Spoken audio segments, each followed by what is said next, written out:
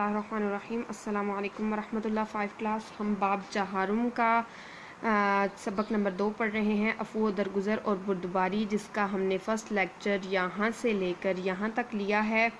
अब हम second lecture शुरू करने लगे हैं और हमारे पास पेज नंबर 56 है।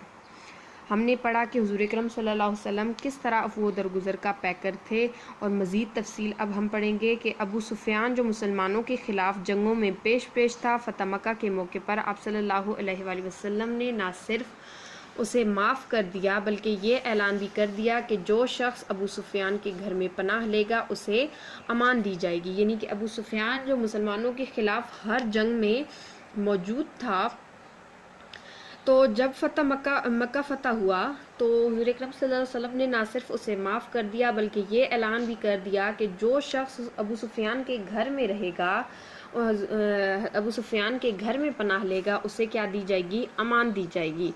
वहशी नामी ग़ुलाम जो था, जिसने ग़ज़वा उहद में आप सल्लल्लाहु अलैहि वसल्लम के प्यारे चचा हज़रत हमज़ा रज़ी अल्लाह ताला अन्हु को शहीद कर दिया था, आप सल्लल्लाहु अलैहि वसल्लम ने अफ़ू दरगुज़र की अजीम मिसाल कायम करते हुए वहशी को भी माफ़ कर दिया। वहशी आप सल्लल्लाहु अलैहि वसल्लम के अफ़ू दरगुज़र से मुतासिर होकर मुसलमान हो गया। इसी तरह एक मरतबा आप सल्लल्लाहु अलैहि वसल्लम दरख्त के साथ अपनी तलवार लटका कर नीचे सो रहे थे और एक काफिर आया। इसने आप सल्लल्लाहु अलैहि वसल्लम की तलवार पकड़ी और बोला, बताओ तुम्हें मेरे हाथ से आज कौन बचाएगा? तो आप सल्लल्लाहु अलैहि वसल्लम ने निहायत इत्मीनान से कहा कि मेरा अल्लाह, यानी कि मेरा अल्लाह मुझे बचाएगा। ये सुनकर काफिर खौफ से कांपने लगा और जो तलवार इसने हुज़ूर अकरम सल्लल्लाहु अलैहि वसल्लम को कत्ल करने की नीयत से उठाई थी, वो इसके हाथ से छूट गई। आप सल्लल्लाहु अलैहि वसल्लम ने तलवार उठाकर पूछा, अब तुझे मेरे हाथ से कौन बचाएगा? तो वो बहुत परेशान हुआ, मगर हुज़ूर अकरम सल्लल्लाहु अलैहि वसल्लम ने अफ़ू दरगुज़र से काम लेते हुए उसे माफ़ कर दिया। तो हमने हुज़ूर अकरम सल्लल्लाहु अलैहि वसल्लम के अफ़ू दरगुज़र के इतने ज़्यादा वाक़यात पढ़े हैं जिनसे हमें सबक मिलता है कि हमें भी आप सल्लल्लाहु अलैहि वसल्लम के मुबारक तरीक़ों पर चलते हुए दूसरे लोगों की गलतियों को माफ़ कर देना चाहिए। इससे इंशाअल्लाह हमें दुनिया में भी इज़्ज़त मिलेगी और आखिरत में भी कामयाबी हासिल होगी। अफ़ू दरगुज़र था फर्स्ट टॉपिक। अब हम सेकंड टॉपिक की तरफ आते हैं, बुर्दबारी। तो बुर्दबारी, जैसा कि मैंने आपको बताया था कि आपके मिजाज के ख़िलाफ़ कोई ऐसी बात जो आपसे बर्दाश्त नहीं होती, लेकिन फिर भी अगर आप उस बात को बर्दाश्त करते हैं तो वो बुर्दबारी कहलाती है।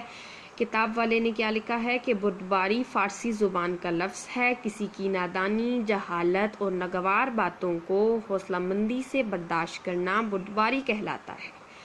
बुर्दबारी मुत्तकीन की सिफ़ात है, यानी कि जो मुत्तकी हैं, जो अल्लाह से डरते हैं, उनकी सिफ़त क्या है कि वो बुर्दबार होते हैं, सब्र करने वाले होते हैं। जैसा कि अल्लाह ताला ने इरशाद फरमाया कि जो मुत्तकीन हैं गुस्से को रोकते हैं और लोगों के जो कसूर हैं उनको माफ़ कर देते हैं। रसूलुल्लाह सल्लल्लाहु अलैहि वसल्लम निहायत नरम मिजाज और बुर्दबार थे। इस्लाम के इब्तदाई दौर में रसूल अकरम सल्लल्लाहु अलैहि वसल्लम अहले मक्का की हटदर्मी के बायस ताइफ शरीफ चले गए। वहाँ के लोगों को इस्लाम की दावत देना चाहिए, तो उन्होंने भी आप सल्लल्लाहु अलैहि वसल्लम को तकलीफ़ देने के लिए आवारा लड़कों को पीछे लगा दिया, जो आप सल्लल्लाहु अलैहि वसल्लम पर पत्थर फेंकते रहे, यहाँ तक कि आप सल्लल्लाहु अलैहि वसल्लम के जो नालैन मुबारक थे वो लहू लुहान हो गए। और आप सल्लल्लाहु अलैहि वसल्लम उस मौके पर भी जो है सब्र से काम लेते रहे। इस मौके पर जब हज़रत जिब्राइल अलैहिस्सलाम हुज़ूर अकरम सल्लल्लाहु अलैहि वसल्लम की खिदमत में हाजिर हुए और अर्ज़ की कि या रसूलल्लाह सल्लल्लाहु अलैहि वसल्लम, अगर आप हुक्म दें तो ताइफ की बस्ती को बर्बाद कर देते हैं हम। लेकिन हुज़ूर अकरम सल्लल्लाहु अलैहि वसल्लम ने क्या इरशाद फरमाया कि हो सकता है कि इनकी नस्ल से अहले ईमान पैदा हों, इनको हम तबाह बर्बाद नहीं करेंगे। तो इस तरह हुज़ूर अकरम सल्लल्लाहु अलैहि वसल्लम ने बुर्दबारी की, अफ़ू दरगुज़र की एक अजीम जो मिसाल थी वो कायम की।